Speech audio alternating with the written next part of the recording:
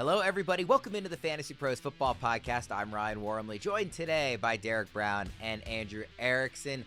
We are talking some polarizing players. Guys, I don't think, when was the last time we did a show, just the three of us? We might have done one this offseason, but I feel like we used to do them all the time, and now it's like I'm always on with Fitz, or it'll be one of you, and then, Jake Seeley or a guest, and those shows are all great, but I'm excited to have just the three of us on here again. It'd be good, Worm. I mean, you've been doing all the dynasty things, so over there with Fitzy and Bogman, but, nah, man. Good, as long as we steer away from any of your movie takes, I think we're in for a good show today. I liked Superman, by the way. I just didn't think it was like God's gift to movie making. Oh, yeah. I enjoyed it. No, it's okay. We already know. You hated Superman. We already know. It's okay. It's a good movie. I've been listening to Punk Rocker by the Teddy Bears a lot ever since because it's a very catchy song. It was a good movie. Again, it's Iggy Pop song in there too. Yeah, there was there's a few good songs. I mean, that's what James Gunn does, right? He has the great music drops, and Superman was no different. It was a good movie. Again, I'm just saying it wasn't like the best superhero movie ever made. You hated it. It's fine. Erickson, how you doing? Doing good. Fresh off the Scott Fishbowl live draft in Boston. I was not drafting, but I was there having fun, spectating, socializing. Andrew Cooper, shout out to him. He was one that was kind of orchestrating a lot of that things. He did a great job, raised a lot of money for Fantasy Cares. And people were paying the Drake May tax to get him in Boston yesterday. I saw him go as like the fifth quarterback off the board. Luckily, I already had him on my Scott Fishbowl team that I'm still slow drafting with Joe Pisapia. So, feeling good. I wonder if there was a tax on the first player we're going to talk about today. Just to give everybody some background, we're talking some polarizing players in 2025 drafts. Quick reminder that all of our 2025 consensus rankings and tiers can be found at fantasypros.com/rankings. What we're doing with these are not necessarily players that Debro and Erickson disagree on. These are players that consensus disagrees on. And by which I mean, if you go to, those fantasypros.com/rankings that I just mentioned, you can look at, obviously the consensus rankings and tiers. If you click view, and I don't know if everybody knows this, you can look at overview, but you can also go to like stats, notes, you can go to ranks, and in ranks, you can see what's called standard deviation. And this is kind of highlighting the bigger the number is, the wider the variance is on where rankers are coming down on these guys. And so I'm going to share a name. I'm going to tell you what their best rank is among the position and the worst. And these are guys that have some of the wider standard deviations of anybody in our ranking. So these are the polarizing players. We are going to start off with the Patriot. But before we do, Erickson, I know you wanted to talk a little bit, because we haven't really done it on the show yet, even though it was a couple days ago, about Rashee Rice. He's not somebody that we're talking about on today's show. You could make the case for him as a polarizing player in his own right, just given everything going on with how he started last season, the injury, the legal stuff. What was your initial reaction to kind of the latest twist and turn in the legal case? Yeah, definitely a bit of a shocker, because it seemed like, I know I was a little bit more concerned about him just coming off the season-ending injury. That was kind of preventing me from feeling all in on Rashee Rice, and I felt that, at least based on the information we had at our disposal, that he was going to get suspended in 2026, and then obviously this deal came along, and his people said, hey, you got to take this, and he said, yes, I'm going to take this, 30 days in jail, or however he's going to do that, 5 years probation. So I just think it makes, obviously Xavier Worthy gets a big boost. I know we talked about him on Fantasy Court. I demand a retrial for Xavier Worthy, because I think that he should go up in the rankings as a result of Rice potentially missing anywhere between 2 to 4 games. I think for me, it's just a matter of, when do you feel comfortable pressing the button on Rice now? Because his price is obviously going to go down. I think I kind of thought about round 5 in a 12-team league where I'd feel more comfortable pushing the button on Rashee Rice. You now get an opportunity where he has a little bit more time coming off the injury. Maybe he'll be even more healthy. That's something that you could probably look at an optimistic view.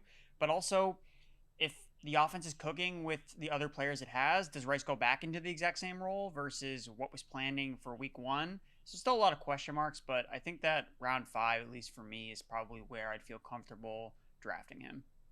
What do you think, Debro? I moved Rice down a little bit, and again, I think his ADP is going to be so variable depending on how people are projecting the suspension until we get it. I've seen anywhere from 2 to 4 games to some people thinking he gets 6 games. In best ball drafts right now, our ADP hasn't caught up yet on Fantasy Pros yet. He's still, in the 3rd round. Some DraftKings best ball drafts that I did over the weekend, he was in the 4th round. I was surprised because I thought, like Erickson's saying, he probably would have fallen to the 5th. I think it's probably going to get there, especially after we get the suspension length announced, but I'm fine taking Rice. It just depends on for me, Rice goes from a priority 3rd-round pick to now it's team build specific, and he's in the 4th or 5th round. Like, as my wide receiver 2, probably not. But if you go wide receiver heavy, is your wide receiver 3? Oh, yeah. You can sign me up with that. Like, once he's on, especially if that suspension, depending on what room you're drafting in, if that suspension does come in on the shorter end of this projection, I mean, it's Yahtzee, dude. I'm pulling up now because I know it's a different scoring format, obviously, but you already mentioned Scott Fishbowl Erickson. I just had my draft for that, the live draft, so the first part of it over the weekend also. Rice, for whatever it's worth, and this is after the legal news came out, was the 503. So he's taken early 5th round. He goes before Xavier Worthy. He went before Mahomes, even in a super flex. Obviously, again, the scoring's a little different in that league. But yeah, that's where Rice landed in that league. So just one example. But he went in the 3rd in ours, and we did ours about earlier, 2-3 weeks ago. So yeah.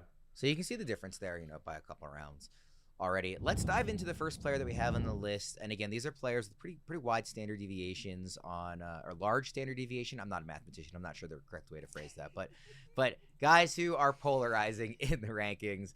TreVeyon Henderson. So I wonder if there was a tax on him, Erickson, drafting in New England. His highest rank in the expert consensus rankings. And by the way, I did go through, because some of these rankings, especially there's some rookies on here, are really low to the point that it feels like they're almost like a delayed, like this must be from before the draft. They are not. I specifically went through and clarified that the ranks I'm including here on the show are within the last month of ranking. So some experts are still very low on some of these guys, especially the rookies, I thought. But the highest rank for TreVeyon Henderson amongst running backs is RB15. This is in half PPR, by the way. RB15. The lowest is RB43. So a pretty wide range there. Erickson, I'll start with you as the Patriots guy. A, was there a tax on him and Scott Fishbowl? But B, in general, what do you think about Henderson as a rookie? I can't recall if there was a tax on him. I was looking for Drake May, basically. That's why I was there to enforce those that were drafting. You got to take Drake May at least 3 rounds before ADP. So when it comes to Henderson, I recently released an article about valuing rookies for 2025, just kind of looking at some historical hit rates.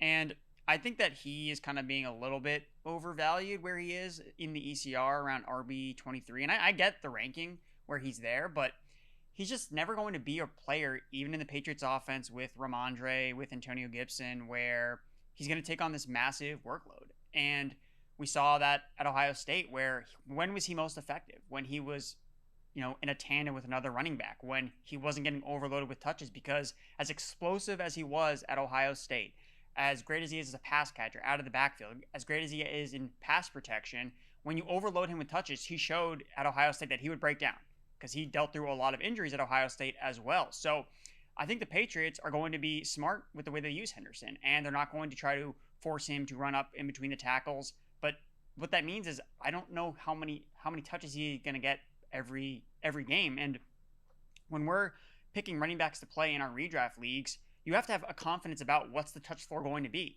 Henderson could come off a game where he has 6 touches but rips off this, amazing 40-yard catch and run, and then the next week comes and you're like, okay, you're going to start TreVeyon Henderson this week coming off 6 touches, but he had 1 explosive run or catch.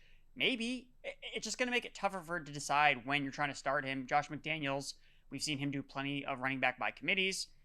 Ramondre Stevenson has familiarity with McDaniels and his offense from the time they overlapped in 2021. So after being really more bullish on Henderson kind of earlier in the process, after just looking at the historical hit rates of RB2s or round 2 running backs, really they typically finish around like that RB40 range. Him going as a top 24 running back where you're drafting him to start him in week 1. And I don't know if I feel comfortable with that. So unless he falls to an area where he's more of a bench player, but just based on this ECR, I don't think that's going to happen. So to make a comparison, just to wrap up, Jahmyr Gibbs, as a rookie, has a first round pick. He was outside the top 30 in points per game during the first 6 weeks of his career because Dave Montgomery was the guy seeing the majority of work in that backfield. I could see with the comparisons of TreVeyon Henderson to Jahmyr Gibbs, I know I compared Henderson to Tony Pollard, but again, running backs that aren't bell cows. Like, they share time with other players, and I think Ramondre, look, I know that people want to write him off because of the fumbles, but I don't think that he's going to be dust by week 1 or week 2. Like, it's going to take a little bit more time. So I think Henderson maybe is going to be a better trade for target potentially, because I don't know if out of the gates he's going to live up to round 4 or 5 ADP.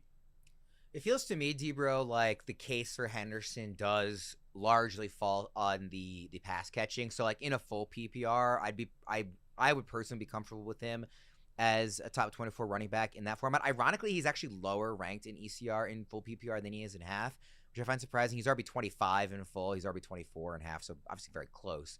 I'm more comfortable with him in full PPR because I do think the pass catching will be there. It's in half PPR where it gets a little more like gray area and truthfully polarizing, which is why he's a good fit for the show. Where do you come down on him? I think he's appropriately priced. Like I see the upside and I see the worries with him, but at like a low end RB2, like I've got him at RB23, so I guess I'm right in line with ECR. I just think that we talk about this Patriots passing attack, and we have hope that Stephon Diggs can be the player that he's been before. People have hopes for Kyle Williams, although sounds like he's running as the wide receiver 4 right now on the depth chart. What happens with that in the coming weeks in training camp, we shall see. But this isn't an offense where we're looking at they have a lot of high-end target share earners. It's maybe Diggs, Hunter Henry. So why can't TreVeyon Henderson be in the mix for that number 2, number 3 spot? And we're also looking at a McDaniels offense. Like we know they're going to throw to the running back position. Like that is the case. You look at McDaniels' last 5 seasons directing an NFL offense. In 4 of those seasons, he was inside the top 10 in running back target share, like between a 20% rate and a 36% rate. So looking at it as like Stevenson, like I'm with Erickson. Like I've loved Stevenson in previous years, but whether it's been underperformance, inability to stay healthy, fumbling, inefficiency over especially last year, maybe the last 2 years, you consider and cobble that together.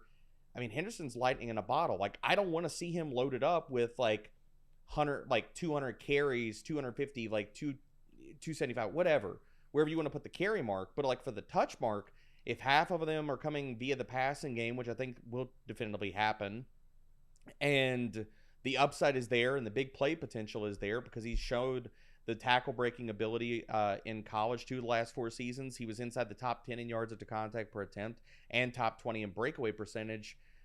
I think he's appropriately valued as a guy. Like I don't want to rank him as a high-end RB2, but as a low-end RB2, or depending on some draft rooms, you can get him as an RB3. Yeah, especially PPR formats. Sign me up. Let's go to another running back, Tyrone Tracy Jr. His highest rank is RB22. His lowest rank is RB49. So another one with a very wide gap between highest and lowest. Erickson, I'll start with you again. Tracy should come down where? I mean, I'm guessing you're going to say somewhere in between those two numbers, but closer to 22 or 49. I think it just depends on where these rankers believe if he's the starting running back for the Giants or he's not. I think that's really where it comes, because I'd be interested to see where the standard deviation is on Cam Scadaboo, because I think that there's just a section of analysts. I believe that myself and Debro believe that Scadaboo is going to be the Giants starting running back sooner rather than later. It is similar, by the way, to cut you off. His range is RB31 to RB63. So we can only pick so many names for the list. He could have been on here. Yeah. So people just don't know what they want to do with it. Right, and I'm not going to say that I have the crystal ball. I know exactly how this Giants backfield's going to project out, but just based on what we saw from Tyrone Tracy as a rookie, he was a 5th-round pick.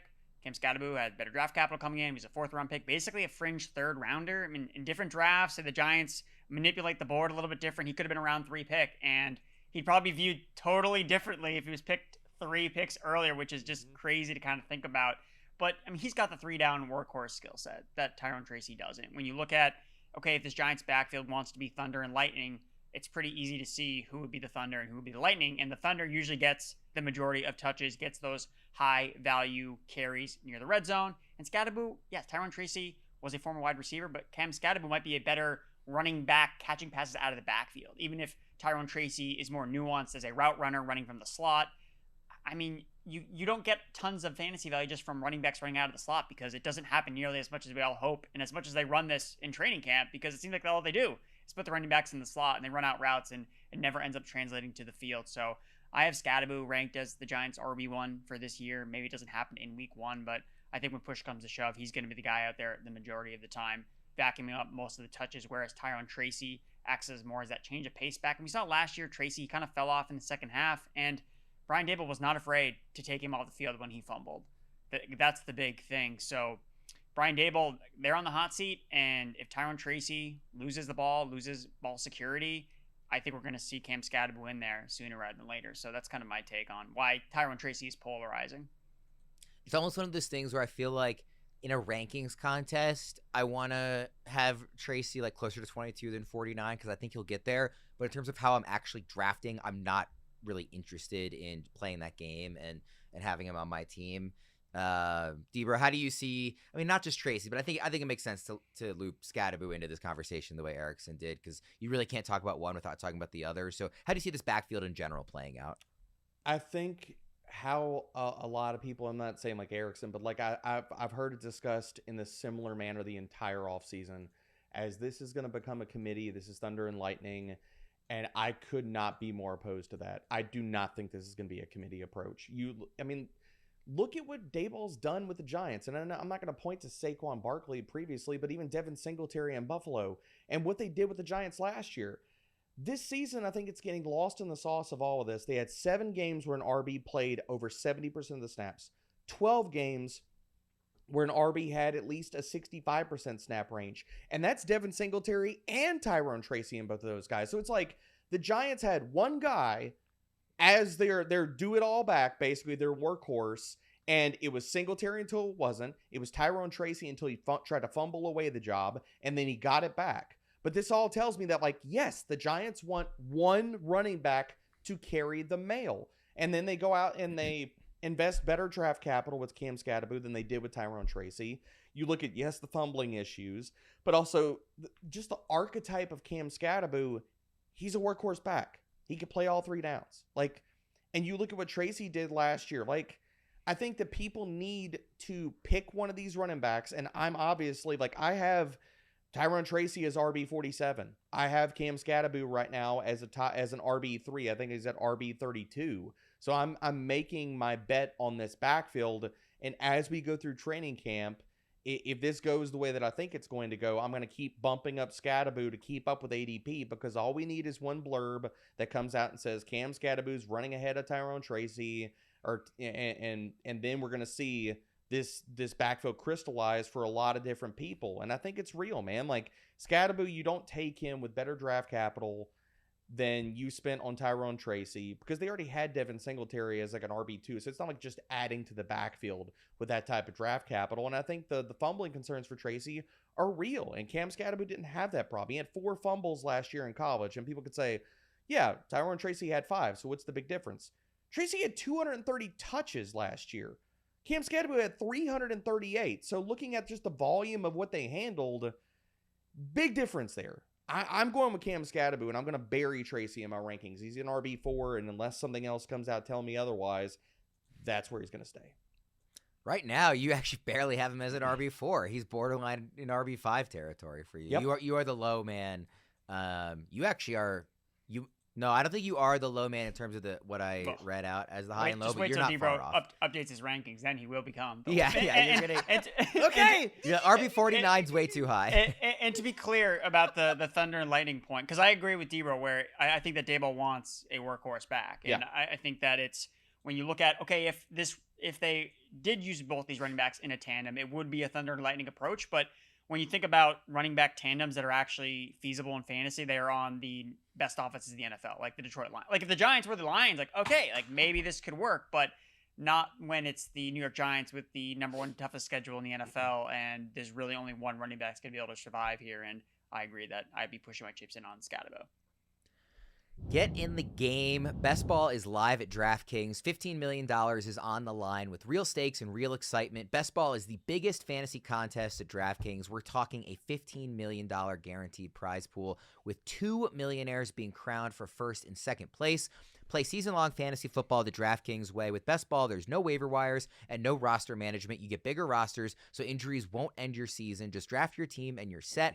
If a shot at winning a share of $15 million isn't enough to get you excited, check this out. DraftKings is offering everyone a draft one, get one special. Your $20 entry fee scores you a bonus ticket. Download the DraftKings app and use code FANTASYPROS. That's code FANTASYPROS for all customers who enter the NFL Best Ball $15 million millionaire contest to get a bonus ticket and get a shot at being crowned one of 2 millionaires only on DraftKings. All right, guys, let's get to some wide receivers. Debra, I'll start with you on this one. Tetairoa McMillan, his highest rank is wide receiver 17. His lowest rank is wide receiver 58. That is a very wide range. crazy. I do not understand it. I will tell you right now, before I even throw it to you, Debra, that I am much closer to the wide receiver 17 rank. I don't have him 17, but I am much closer to that than I am to wide receiver 58. What say you? I'm kind of sad that I'm not the high person on Tetairoa McMillan. I'm not. I have him at wide receiver 20, so I'm close, but I can't take the mantle from whoever has him at wide receiver 17. But I think this all comes down to people, because of whether the narrative street on this wide receiver class, a lot of the things that came out in the process where people were talking out both sides of their mouth. Oh, Tetairoa McMillan's he doesn't watch film, or we're going to compare him to Drake London, but then he's not worth the top 10 pick because he's too slow. Blah, blah, blah, blah, blah, blah. Like, they couldn't try hard enough to shade him, man. And I don't really get it. Never been there, not there. I think he's a wide receiver 2. He should be evaluated as that. You look at the Carolina Panthers offense, and I mean, it's wheels up for Tetairoa McMillan to step forward as the clear wide receiver 1 alpha in this offense. And I think the big thing that people are missing with Tetairoa McMillan is not only the target upside, it's the fact that this could be a pass-first offense. You look at weeks 12 through 18 when Bryce Young really hit his stride. Carolina Panthers were 13th in neutral passing rate. You look at the overall totality of their season, his touchdown upside, like Tetairoa McMillan, and I'm going to come out here and say this right now, I've already bet his over for receiving yards, for receiving touchdowns on Betting Pros right now.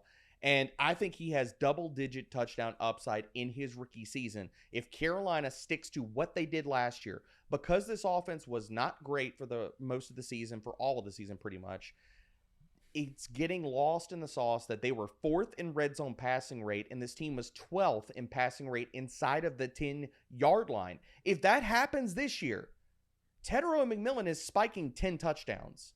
That's going to happen. And if that happens, he's a wide receiver 2. There's no dispute. Erickson is actually so. Debra, there are 5 managers who have a higher ranking on Tet McMillan than you do. I gotta check this. One of them is Erickson. Let's he go! He is a spot ahead of you. no! You are not only not the highest, you are not even the highest on this episode. Erickson has a wide receiver 19. All right, Erickson, where you got it? but by the way, his highest is actually wide receiver 16. That must have been updated since I put the show sheet together yesterday. Somebody moved him up even higher. But yeah, there's 116. 3 rankers, including Jacob Gibbs, friend of the show, have him at wide receiver 17. And then Erickson is 1 spot ahead of you at wide receiver 19. Okay, I love well, T-Mac. wide receiver 17. I see it, and I will match you, sir. So you got to move Deontay Johnson 1 more spot down. Get him out of the way. Okay, stop it. This isn't a Deontay, former Panther, okay? Not in this conversation. Thank you. No, but you can bring up Deontay Johnson in this conversation because we're fair. projecting a little bit of, that wide receiver 1 role that we've seen with Dave Canales. I mean, between Deontay Johnson and Thielen last year, that player in this offense was pacing for over 1,100 receiving yards over a 17-game sample, 33% first read target share. I know we talk about Canales as loves having a bell cow, but I think he also loves having a number 1 locked-in wide receiver, especially in the red zone. I can't tell you, man. Deontay Johnson last year, he could have scored so many. His expected fantasy points were off the charts because he got all these red zone targets. He wasn't catching them. So I think that, every time I look at McMillan, I want to move him up just because I think that he's being almost undervalued in a sense because he wasn't the first receiver drafted. And during the pre-draft process, there were questions about his work ethic and does he watch film? And even though that video of him in the cafeteria was years and years old and it was taken out of context. So I think that T-Mac is a smash. And just looking historically at because again, I talked about an article I released about evaluating the rookie running backs. I'm also working on a piece for evaluating the rookie receivers. And after kind of entering a little bit bearish just based on what their ADPs were and ECRs were, after doing the research and just looking at the bar for T-Mac to be a top 24 receiver, to be a fantasy wide receiver 2, like as his floor, I don't think is that difficult. If you look at last 4 seasons, if you've been a top 10 wide receiver pick on average, this is what your numbers have been: 80 catches, 1,050 yards, and 6 touchdowns. And if you project that out over half PPR, that's right in the wide receiver 20 range. So if you can draft him there and then, catch up the upside of maybe he really is like a legitimate, can hit the ground running in a relatively deep receiver class, but not necessarily super talented at the top. Well, maybe it is Tetairoa McMillan that was the really super talented receiver. Again, in 2023, we were talking about him alongside guys like Odunze and Malik Neighbors because that 2023 season was special. And I think last year, it wasn't nearly as good, but 2023 was fantastic. And he just has the build, the look and feel of an alpha receiver. And I think stylistically too, he fits exactly what Bryce Young needs as a big bodied receiver that can inside, outside, and just dominate targets in an offense that, yeah, they have a couple nice pieces here and there, but they need an alpha, and they drafted Tetairoa McMillan in the top 10 for a reason. Again, they needed so much defense. They had the worst defense in the NFL last year, and they're like, you know what? We're drafting this wide receiver 8th overall. And I think it's important to say, like, you don't even need Bryce Young to take another step forward. You just need him to be what he was in the second half last year. That is good enough to support Tet as the clear number one alpha in this offense. You don't need to say Bryce Young needs to keep getting better. If you think second half Bryce Young is real, and I think it's certainly real enough, then you should be looking at this receiver room and saying Tet is going to feast. He's wide receiver 28 overall in half PPR. And I said the same thing last year with Neighbors. And I'm not saying that McMillan is as good as Neighbors because I didn't think that, comparing them just as prospects, obviously after what we saw from Neighbors, nobody would say that. But it's the same idea I have where it's a wide receiver who went in the top 10 of the draft. This is the cheapest they are going to be. He is not going to be wide receiver 28 going into drafts next year. So get him there while you can because he is going to prove you right this season. Just barring an injury or a huge regression from Bryce Young, I don't see any path where he is a wide receiver 28. The targets are going to be there. He's a very talented player. With Dave Canales in the offense, I trust the offense in general. I just think this is a screaming steal. I couldn't agree more, Worm. And just one last little point on Tetairoa McMillan. Like his skill set, the versatility that he can fill that alpha role. Like it's a wide receiver that he's proven, he's tested against man coverage. You look at all the different numbers. He faced a ton of man coverage, so he can beat that. His efficiency was awesome, as well as he has significant juice after the catch. So he can operate it as a yak threat with design targets and the size to be a red zone threat. So it's all the way around, man. Like he can threaten a defense at all three levels. I'm going to actually, apologies to our production team, I'm going to skip around the order here. I want to go because we have another rookie receiver on this list, and I think it makes sense to pair the two because they both went inside the top 10. That's Travis Hunter. His best receiver rank is wide receiver 18. His worst is wide receiver 46, so another very wide margin here. This one, it makes more sense to me why it's polarizing because you have to have a certain level of faith in how much he's going to play on offense. That the fact that even if he is playing enough on both sides, if he holds up, doesn't hit the rookie wall because of it. This one, I totally get the polarizing nature of it. He's a bit lower in the overall rankings than Tet's wide receiver 28, Travis Hunter wide receiver 34. They're in the same tier in ECR. And Deeper, I'll start with you here again. With Travis Hunter, part of me wants to step back and say, well, where would I be ranking him if if he had never played cornerback in his life, he was just a receiver, how would I feel about him coming into this draft? And I would be saying, wide receiver 34 is way too low. But I just don't think I'm built for it. Like I don't want to be the guy taking the risk here. And it could burn me. And I said this in rookie drafts too during Dynasty season. It could burn me, and I am comfortable with that. But I am just not the guy who wants. Now wide receiver 34 is laid enough that I would be willing to take him in some places there. But where he's ranked as a wide receiver 18, like I said, that's his high rank. I just will not be taking him there. What do you think, T-Bro? I've got him at wide receiver 23. Pat and I debated Hunter on Fantasy Court, and I think he should be because I don't think he's going to play cornerback as much as other people. And I think this is another player where, yeah, you can hedge and people can put him as a wide receiver 3. I think looking at Hunter, for me, it's you need to take a stance one way or the other. You think he's going to play cornerback, or you think he's going to play a lot of wide receiver. I think he's going to play a lot of wide receiver because I think it's going to be one, based out of necessity, and two, there's only so much that you're going to sit here and fill him up with as far as like playing time in the coaching, the meetings, everything like that, the playbooks and stuff. And I think what's kind of getting lost that could make some of this stuff, even if he does play more corner than maybe I'm projecting, that can help elevate his floor and ceiling as a wide receiver. I think Travis Hunter is going to play a lot out of the slot. I think they're going to feed him design targets. I think when he's on the field, he's going to have a very high target per route run rate. I think he's probably going to play 40-50% of his snaps in the slot, because I think Dyami Brown is going to be the full-time outside guy with Brian Thomas Jr. And looking at that, I mean, Travis Hunter was awesome from the slot. Final year, 4th in slot yards per route run, consolidated target tree. I mean, outside of Brian Thomas Jr., who are we talking about else in this offense that can earn a 20% target share? It's not Dyami Brown.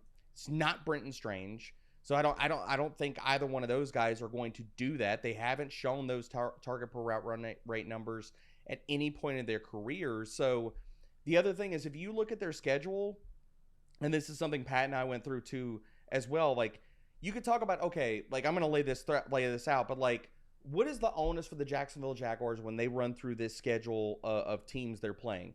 Is it, well, if we play Travis Hunter like in a cornerback role in 40 or 50% of the snaps, he could help them help our defense from stopping point scoring?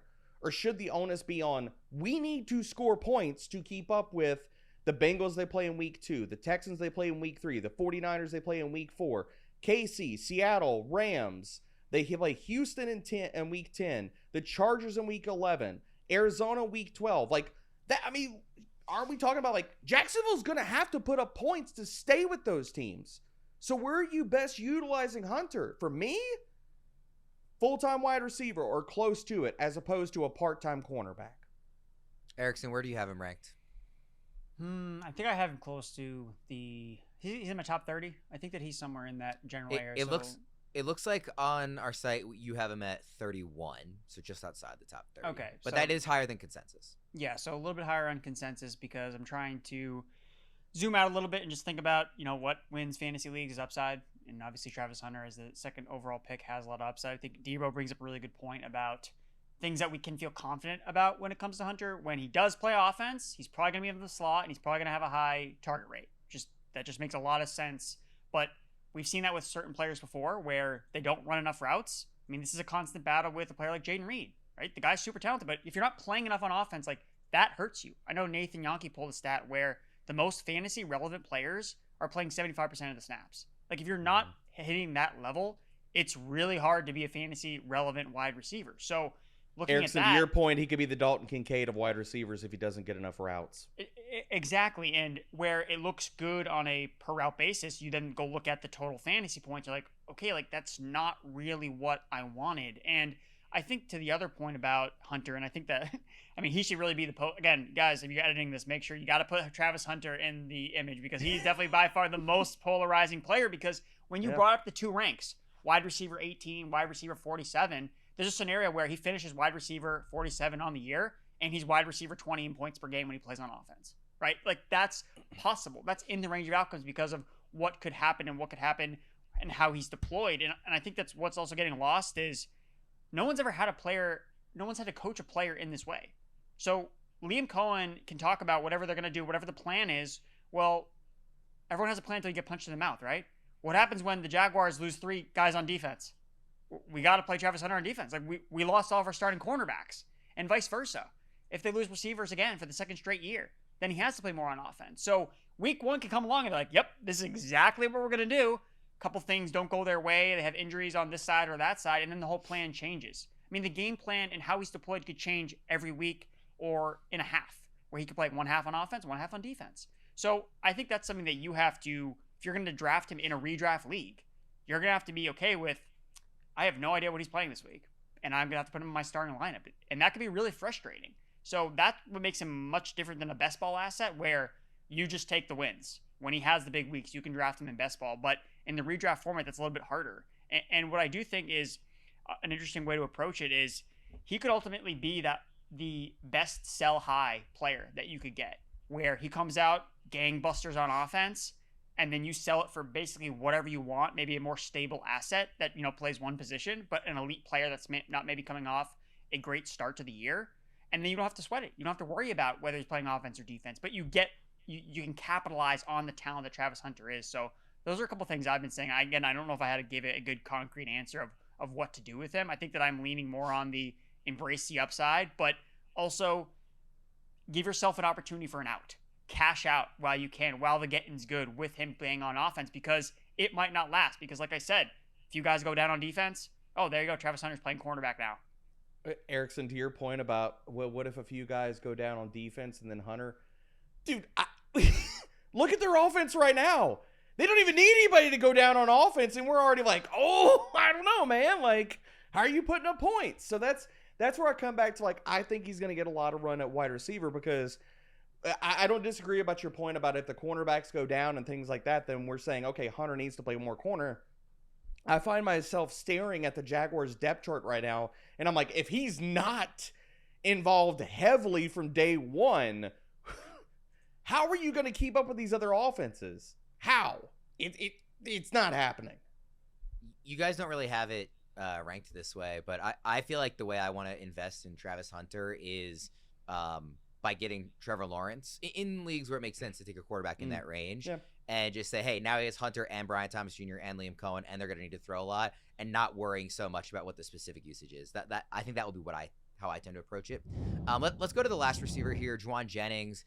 This is somebody that is a bit of a darling amongst sleepers and kind of breakout guys for a lot of fantasy analysts. His best rank is only wide receiver 27, so not as high as some of these others, but his deviation is still pretty wide. His worst rank is wide receiver 54. There's another pretty wide range. Obviously, there's been even more kind of injury updates with Ricky Pearsall, and of course Brandon Ayuk, returning from his injury.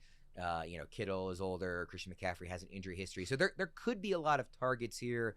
But there's also a world where for most of the season he's lower on the pecking order. Erickson, I'll start with you on this one. How do you see Jennings as a guy to target or not? I think that he's a pretty good value where he's going. I think that last year he showed that, he was the best receiver on the 49ers last year, and he made the most of his opportunity. I know that sometimes we can take players for granted when they step up because of injuries. There's a laundry list of players that get the opportunities that don't do anything with them. So I think that Jennings, especially, it seemed like whenever Brock Purdy was in trouble, it was always it wasn't George Kittle, it was Jauan Jennings that he was constantly going to. So I just think, especially after Brandon Ayuk went down, from week 8 onward, Jennings was over 8 targets per game, 25% target share, nearly 14 expected fantasy points per game, 33% first read target share. That's from Fantasy Points Data Suite. So I just think that with Jennings, he has his quarterback's trust, who they just invested a lot into. And I know that he wants a new contract too, but in his defense, he has leverage, right? Because all the other receivers are hurt right now. So they need to get someone in the building that knows Brock Purdy and that he can be confident, because they just paid Brock Purdy. So I like Jennings as a value, and I'm not as concerned about, this random year 5 breakout. He was a former 7th round pick. I was actually reading back some of the draft coverage about Jauan Jennings, and what was written about him, this was from Mike Renner, formerly of PFF, now of CBS, and it just stuck out to me. It said, he's going to be a late bloomer, and people are going to look back and be like, how did this guy last into the 7th round? And I think maybe what we've seen this past year, this was just a player that needed more time to mature into the NFL, get adjusted to the pros, find the right system, find the right quarterback, and he has all that right now, and he has the opportunity. So I like Jauan Jennings as a value, and I think that the fact that he was a really late round pick, Brock Purdy was a really late round pick, that they've kind of grown up together in the 49ers offense as kind of players that nobody really wanted to invest a lot into. I think that matters a lot, that he has Purdy's trust. Debro, he's wide receiver 38 in ECR rankings.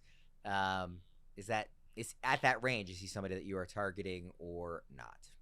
Oh, I'm targeting him. I have him at wide receiver 34. I just bumped him above with the news that came out about Chris Godwin being slow start above him. I think one of Jennings or Pearsall, or maybe both these guys, step forward as wonderful values this year. I think all the 49ers are underrated this year just based off of what they did last year.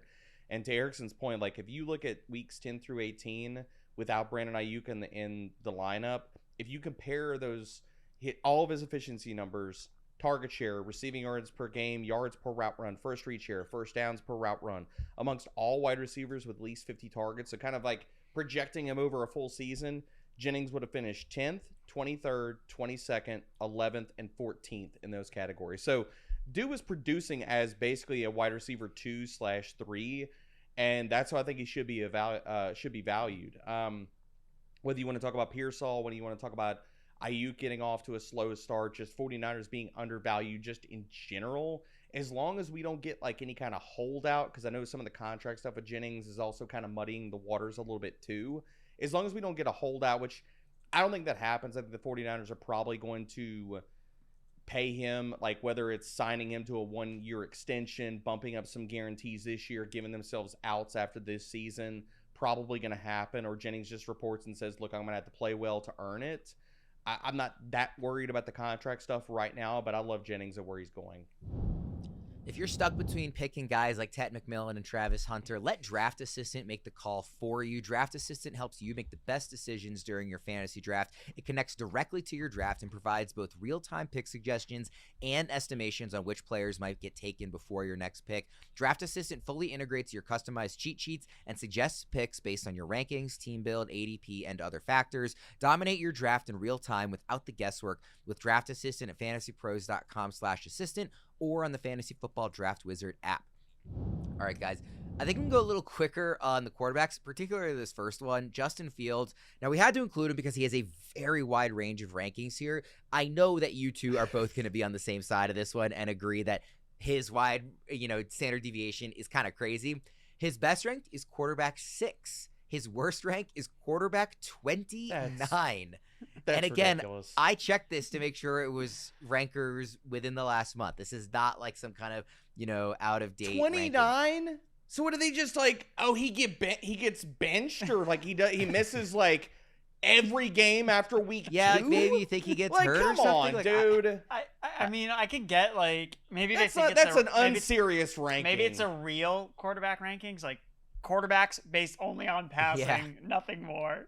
Oh, but by the way, Chris I'm actually Sims' wrong. QB He's, list. Much like whoever it was, Tet McMillan, there actually is somebody even higher. Now somebody has him QB5, one person. So, Wow. and even I'm higher. not getting that high. No, one I'm to not be getting looking that. at. But yeah, I mean, this is somebody that we all really like here at Fantasy Pros. The staff rankings, not expert consensus from around the industry, but just our staff rankings. Debra has him 8 amongst quarterbacks. Debra has him 8. Erickson has him 7. Fitz is the low guy, but still in the top 10. He's got him at QB 10. So we are very, very high in Fields. When he is playing, he is going to be a QB1 every single week, at least ranked that way that he is playing because of the running. It's no longer unique analysis to point out what a cheat code that is. It just simply is understood. And he is a guy who is going to run. He is also paired with his, college receiver, which you would think can only help. There's just, I'll let you guys make the case. But like I said, I think we can go kind of quick because we all just really like Fields. We're in agreement on this one, D-Bro. Yeah, man. His floor should be top 10 because that's what he's done when he's been a starter in the NFL over the last 3 seasons. QB7, QB9, QB5 in fantasy points per game when he has been a starter. And for everybody out there, yes, 6 starts in Pittsburgh last year. The QB7 in fantasy points per game, he averaged 38.5 rushing yards per game. If you would break that out amongst season-long averages, that would have put him 5th best immediately behind Jalen Hurts. Now, you're telling me, again, dude, they gave him the contract, the guaranteed money. He's going to be their starter for the next 2 seasons, probably at least fully for this year. And for all of the pushback and worry and stuff, didn't we already play this game before whenever he was with Chicago? And everybody's like, oh, he doesn't have enough weapons, and it didn't matter. And they're like, oh, well, but he's only got DJ Moore and Cole Kmet, and it didn't matter. I'm just not, man. Top 10 quarterback should be ranked as such in everybody's rankings. When he's on the field, he is top 10. There's no debate about that. Erickson, anything you want to add onto that quickly, or just kind of in agreement? I agree with everything Debro said. I think just to kind of play the devil's advocate, you could just say just never draft Jets players. That's been a strategy that's worked out pretty well for the most part. So maybe that's kind of reading into how this could go south. I think that the biggest knock on Fields, not obviously from an athletic standpoint, I think that he's probably one of the most athletic quarterbacks in the NFL, especially when he uses his legs, and Aaron Glenn is too familiar with that. When you just look at those Lions-Bears games, Fields was running over Aaron Glenn's defense constantly. So I think that injury, maybe that's a concern. If he doesn't play all the games and if Tyrod looks good, I think that's in the very low range of outcomes where Fields is a total bust.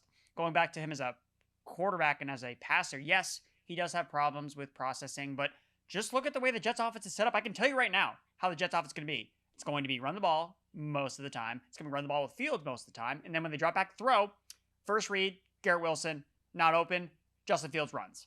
That's the offense for the New York Jets, or check down to Breece Hall / another running back. So if the offense Mason is Taylor really, says hi too. Just saying. I mean, maybe, but I think that the running backs are going to have more targets than some of these tight ends and receivers on this team. Just make it easy take for Fields. Fields for the swing, and then there's so much depth that you can say, I'll wait several rounds and I'll get a second. I'll go pick up Stroud or Love or Trevor Lawrence or Bryce Young or Matthew Stafford. Like just Dak Prescott goes too late too. Yes, just get Fields on the team because the upside is like a tier 1 guy. And then if he fails, there's other I mean, a super flex a little different, like in terms of the depth available, but get Fields on your team for the upside. QB 29 is ridiculous. The other QB that we wanted to talk about, Jared Goff. His best rank is QB 8. His worst rank is quarterback 21. You guys are both closer to the end there. You are a little farther apart in your rankings of him than you were on Fields. This is one where it's kind of the opposite, right? He doesn't run, so therefore the level of passing production that he needs to be a high level fantasy quarterback is so high that if you think there's any drop off in efficiency without Ben Johnson there, if you think that Jared Goff just isn't maybe as good as he's looked lately, it's just going to be very, very difficult to be a top 10 quarterback when you literally never ever run. Erickson, I know you've talked about Goff on other shows, but can you just weigh in on why you have him ranked as low as you do? I think you are among the lowest rankers on him in the industry, actually. Yeah, you are the low man. QB 21 is the lowest. That's where you have him. Proud to be the lowest on Jared Goff because he checks off all the boxes of the exact pocket passing quarterback that you don't want to draft. All of his boosted ADP and ECR is based on last year and how good things were for him last year in terms of career high passing touchdown rate. You had the Lions playing 75%, 80% of their games indoors. That's no longer the case. They have to go outside this year. It's a little bit tougher for Jared Goff to play outdoors, especially against some better competition. The defense is not going to be nearly as injured as it was last year. They had nobody left after week 8 last year. Everybody was on injured reserve. And we look at the splits, the first half of the season, the second half of the season, Jared Goff's numbers were skewed heavily in the second half when they were throwing 40, 50 times a game because they had to play in all these shootouts because the defense was eviscerated by injuries. Their offense, though, stayed relatively healthy, so he had all the pieces really to work with for the most part. I don't think they won't have the same type of injury luck on offense that they did last year. And this offensive line is going to take a major step back, I think. I think they lost key pieces on the O-line, and just all these little factors here, and they start to add up. And when you look at there's no rushing, like you said, Worm, to really mitigate any of that passing efficiency fall off, then you're stuck with a player that I just think he's going to be worse than last year. And if that's the case, I'm not touching him with a 10-foot pole. So yeah, I ranked him as QB 21, but that's just a signal for anyone that's looking at my rankings. You don't want Jared Goff. There are so many other options I'd rather have than Jared Goff. So I don't want anyone getting near him, which is why I have to make sure I rank him extremely low, even if I think that he's probably more likely to finish maybe like QB 15 or QB 16. Like that's his actual finish. But in terms of ranking him, how I would draft him, I want to make sure that I'm much lower. D-Bro? Yeah, I'm with Erickson here. I have Goff at QB 17. I echoing a lot of the same points, and I hadn't looked at the splits for the first and second half, but Erickson's absolutely on point here, man. Like, dude, weeks 11 through 18, 8 games, he threw for 300 yards, and 4 of those, he had 2 400-yard passing days. Now, if you look at just weeks 1 through 10, Goff had only 2 300-yard passing days. So the defensive injuries really made a big difference, as well as like just looking at historically, again, not going to run. His previous best finish in fantasy points per game was QB 11 in 2023. And Erickson talked about this. The 6.9% passing touchdown rate is just otherworldly. His best passing touchdown rate as a Lion before last year was 5%. So Goff can be awesome as an NFL quarterback, but really disappointing in fantasy. And yes, this happens year after year. The pocket passing guys that have outlier passing touchdown rates almost never repeat. And you need to be investing in the guys that didn't throw a lot of passing touchdowns last year, like the CJ Strouds of the world, Matthew Staffords of the world. And I've got guys like that either can run or are in as good of offenses above Jared Goff. And just the way that I'll look at the quarterback position just in general, QB 9 through QB 18 is one long tier for me. And I'm just like splitting hairs with certain guys. Like, do you have rushing upside? Hello, Justin Herbert, Drake May, Kyler Murray. Or do you have maybe a bounce back season and passing touchdown rate? Again, hello, CJ Stroud. Hello, Matthew Stafford. And hello, Dak Prescott. So I'm not Jordan Love. I throw Jordan Love in there. Yeah, Jordan Love in there. Yep. Or heck, taking the unknown risk with JJ McCarthy. All of the above over Jared Goff. Yeah. This month, if you want a chance to win a signed James Cook Bills jersey for free, courtesy of our friends at pristineauction.com, all you have to do is subscribe to the Fantasy Pros YouTube channel right now. Drop a comment below on any video, and that is it. We will be announcing a winner right here on the channel, so make sure to turn on those notifications so you can know when new videos are up and to claim your prize. Guys, the last part we're talking about here, and I think this is another one where we can go quicker just because you guys are both higher on this guy in agreement here. Evan Engram, his best rank is tight end 4. His worst is tight end 15. Obviously, we know, well, we think, there's going to be a really great opportunity here in Sean Payton's offense. Year 2 for Bo Nix. There's a clear top tier at the position, and you can kind of sit there and make varying cases for guys after him. It feels kind of straightforward, at least for you two. You guys both are tied with him in that top spot at tight end 4. So Deeper, I'll let you go first on this one. But you guys, like I said, are kind of hand-holding here. Dude, when he has been the top 2 target on offense, we've already seen top 5 production. Just go back to 2023. Tight end 4 in fantasy points per game. This is not like a Sean Payton steam type of thing. He is going to be competing with Cortland Sutton for the team leading targets every single week, if not the whole entire season. And if everybody wants to talk about health or non-health with Evan Engram, do you understand, he dealt with shoulder and hamstring injuries last year. Those are the first injuries he's dealt with in season since 2021, so you can miss me with the recency bias of the injury stuff. And for everybody that's worried about efficiency and stuff, okay, yes, his yards per route run dipped last year, again, because of the injuries. His target earning potential went nowhere. Evan Engram last year, 5th in target per route run rate, 3rd in target share. You look at the years before last year's injury-riddled campaign, 13th and 14th in yards per route run, 2nd and 12th in target share. Assuming health, and we could play that game with every single player that puts on a jersey and plays football in the NFL, assuming health, he's a top 5 tight end in fantasy this year. Erickson?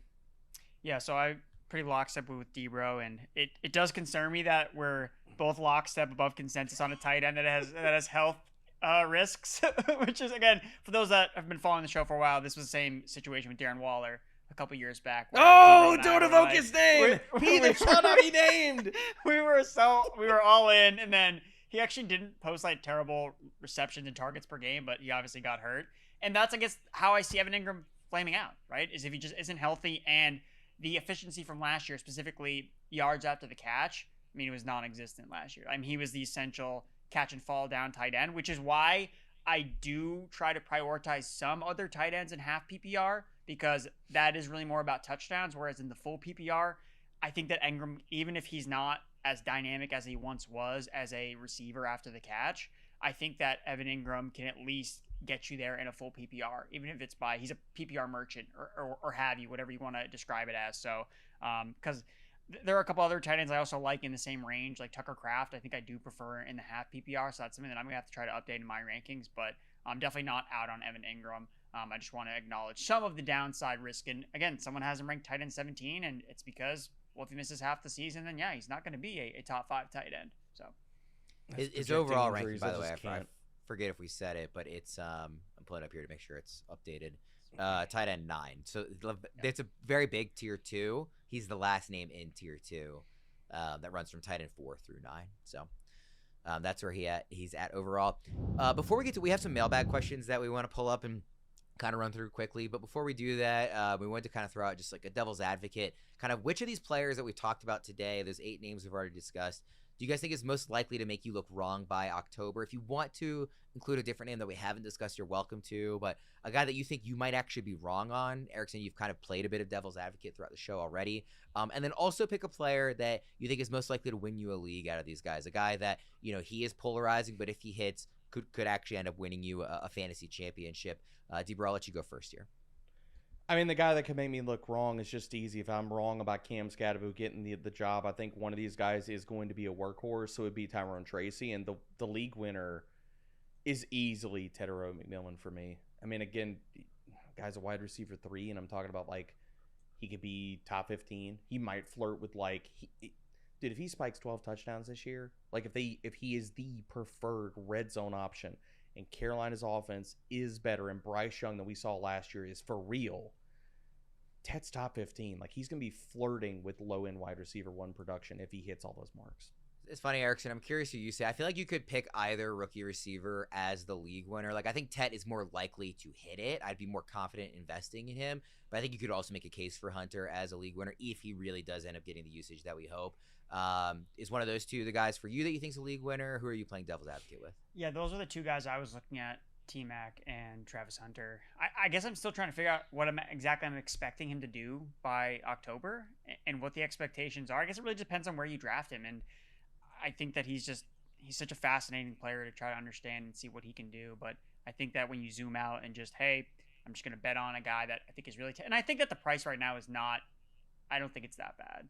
I think that in the wide receiver 30 range, I think that is capturing enough of the potential downside of his profile where he's not playing enough on offense. But I mean, it only takes one game of offense for him to really pop off for you to accrue value with Travis Hunter. And if you accrue value on your redraft team, you can worry about his usage later. So I think that right now his price is really good. I would say the other players in terms of a league winner, I mean, it's Justin Fields, right? I mean, if he comes out gangbusters, he's running all over the place. This Jets offense is kind of clicking. They played the Steelers in week 1, but I think that he could make a lot of people look bad per se, but I could also see it the other way where maybe comes out really shaky as a passer. The Jets offense, again, it is all brand new, a lot of new pieces. Maybe the connection's not right off the bat with Garrett Wilson. So I could kind of see him going either way. And I wanted to bring this up when we were talking about Fields earlier, but what's the main difference? And I want to kind of ask you guys this question. What's the main difference between Fields this year and Anthony Richardson last year? Obviously, Fields has played more, but they both have a lot of rushing, and Richardson ended up being a total bust. So, I mean, we didn't think that Flacco was like this big, like impending, they're going to lose the job to Flacco, and that's ended up what happening. I would say that Fields probably has more leash on the starting job, but I felt like Richardson had a lot of leash on the starting job last year too, and then he got banged up, tapped out of a game, and Joe Flacco was starting the next month. Well, it's funny, and I want to get your opinion, D-Ro, but it's funny that you bring up because when we were talking about Fields earlier in the show, I almost brought up Richardson, obviously going much, much later than Fields, but as a similar thought of like, if somehow you do, and I know we don't really believe in Richardson anymore after last year, but if you were to hit on that, that's a really high upside at a position where there's other depth to make up for it if the upside doesn't hit. Again, a different conversation because of how much later he's going. D-Ro, what do you think? I feel a lot better about Fields. I do too, but think about Richardson last year, like as a. But I think the difference is, but even when I'm looking back to last year, I think the differences are some of the contract stuff. But even at his low points, Fields has been a better passer than Anthony Richardson has been at any iteration at any point of the NFL. Like, again, I didn't bring this up earlier, but weeks 1 through 6 amongst 31 qualifying quarterbacks for Fields, 17th in CPOE, 4th best highly accurate throw rate. 12th best catchable target rate, 9th lowest turnover-worthy throw rate. Anthony Richardson would be loving life if he could hit those marks at any stretch. So I think Fields, even at his lowest point, is still proven to be a much better and more accurate passer than Anthony Richardson. So that, plus the contract, all the other parts or pieces, like I feel much, much better than I do about I feel much better this year about Fields than even I did about Anthony Richardson last year.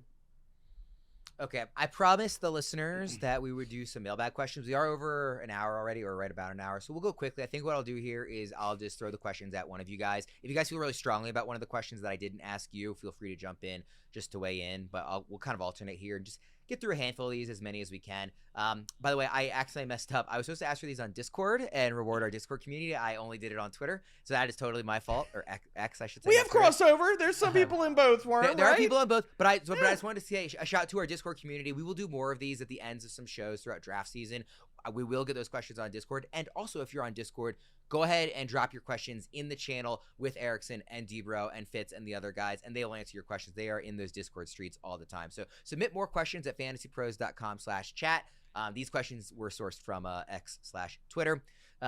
First one here. Love the show. Urgent keeper question. 12-team league. Passing touchdowns are worth 6. Erickson, would you rather keep Lamar Jackson in the 4th or Josh Jacobs in the 3rd? Lamar Jackson. Easy. Debro, that was quick. Do you have a thought on that one? Is Superflex right? Doesn't say. It just says 12-team, but passing touchdowns are worth 6. Lamar. I'll go Lamar. Yeah. Okay. Interesting how the first question automatically has a Ravens player in it. Just wanted to point that out. Weird. It's the first. It's weird. It's like it was curated by a Could it Ravens fit any fan. of the non-Ravens So strange. Discord questions? Is the next one a Mark Andrews question? And is he facing a challenge worm? I didn't actually curate these questions. I just pulled up the Hold tweet on. and was looking at the replies, and that was the most recent one, so it's listed first. Yes or no? Is there another Raven question in this I don't sample? know. I'm reading through them now live. I did not look through them Oh, ahead of okay. So you don't know. Okay. Wink, wink, nudge, nudge. time. Yeah, we'll There's see. probably another Raven question, AK. We'll find out together. Debro, why are people sleeping on Mason Taylor? Between Aaron Glenn, draft capital, and the lack of pass-catching weapons, he's in a prime situation. We, of course, just talked about Justin Fields. I know Elijah Arroyo is a tight end that's getting a lot of helium as a rookie who went in the second round, too. But Mason Taylor, I mean, certainly you can build a case for going to have a lot of opportunity. I brought his name up earlier. There is a short that is live on the YouTube channel right now. So when this episode comes out, you need to go over there and already watch. I have a short out for 3 late-round sleeper tight ends. Mason Taylor is firmly in that. I could not agree that people need to be talking about him more. I've been discussing him in my write-ups, in the video content previously. And, yes, he's a sneaky candidate for 80-plus targets this year. And if he gets that type of volume, he could flirt with tight end 1 production this year. It's easy.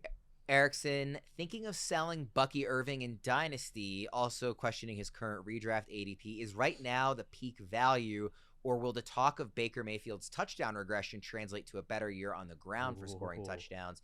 What do you think? I think that right now is probably a good peak value for Bucky Irving.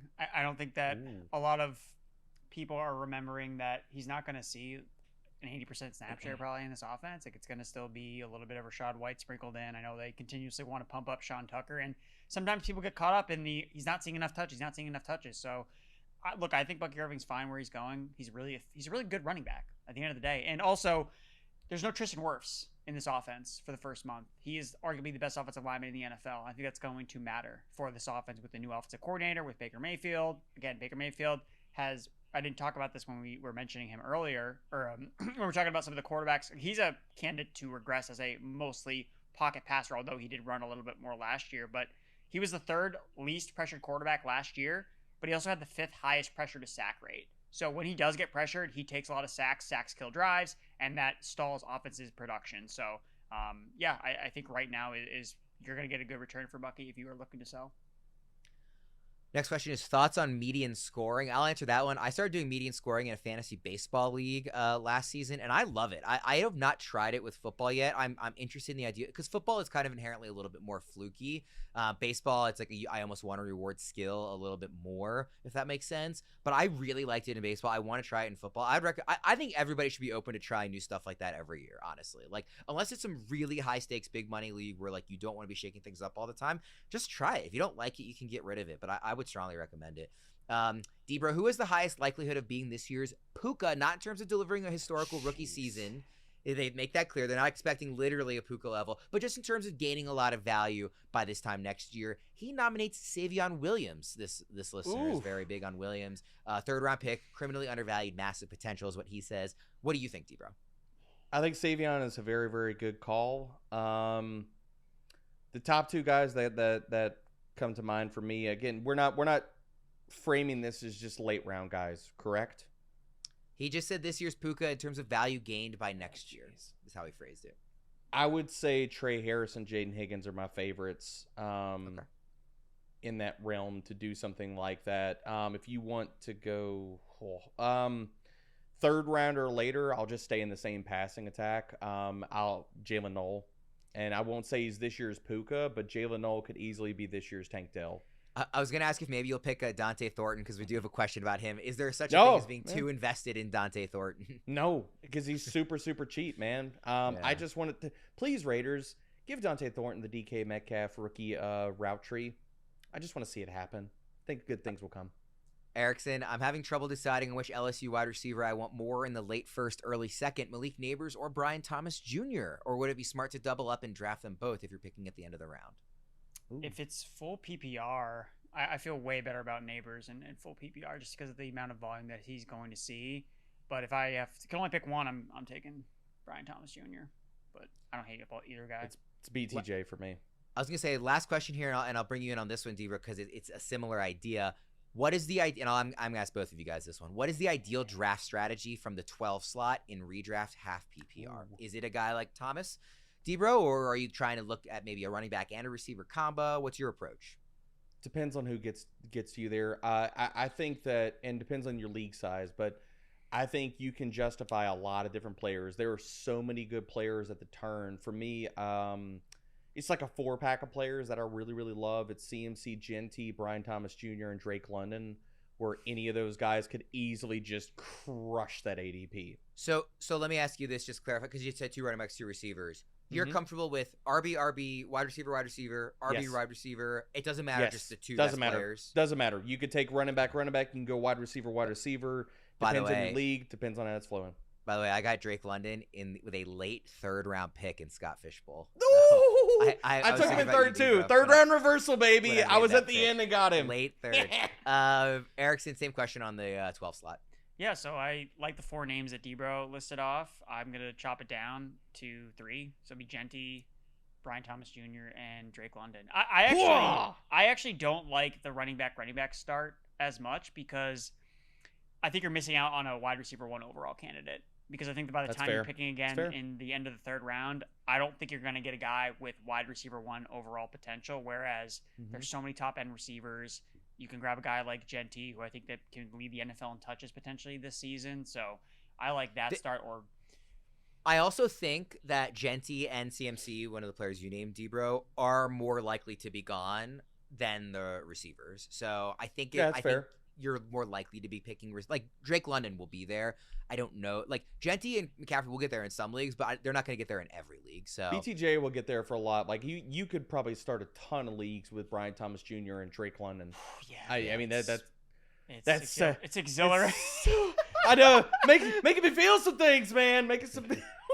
right. It is an exhilarating start to a draft. Get Yeah. those are players. Again, talking about just the first round.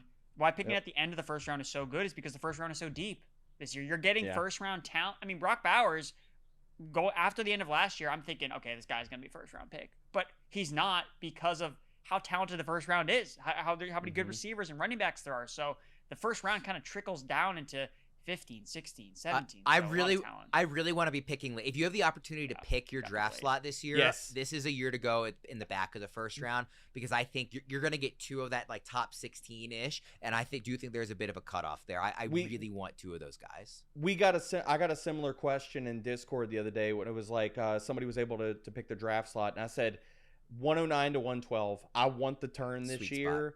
That's exactly where. So I mean, we've had Discord users asking us the exact same thing, and that's exactly what I said. I want the turn because, to Erickson's point, just echoing this, there are so many players in that swath of like the 6, 7, 8 players that are at the turn right there that you could pick from. That when we flip over the cards at the end of the year, they had first round profiles. They finished where they should have been first round picks. Depending on who you want to sit here and put your chips behind, there's a ton of guys there. Yeah, I'll be like happy to get Chase or Bijan right if I'm picking early, but like by and large, I want 2 of those kind of first rounder types, and you could see a lot of leagues won by just like people that were picking at the turn this year. Yeah. All right, we'll go ahead and wrap things up there. I know we went a little long, but I wanted to get all the questions answered that people sent in because we really appreciate them. Some of them were a little bit longer. And for reality's sake, no other Raven questions. Yes. I will say that. So wait, no, I got a breaking one. It just popped up here, Worm. It says Devontae Walker, breakout receiver in year 2. He's next year's Puka. What a way to end the episode. All right, we'll wrap up. Some of the more complicated questions I didn't get to just because it's kind of hard to read them quickly on the air, but definitely throw those in Discord. because we will answer, or tweet at Erickson and Debro to get their answers there. For those two, I'm Ryan Wormeli. Thanks for tuning in. We'll see you next time.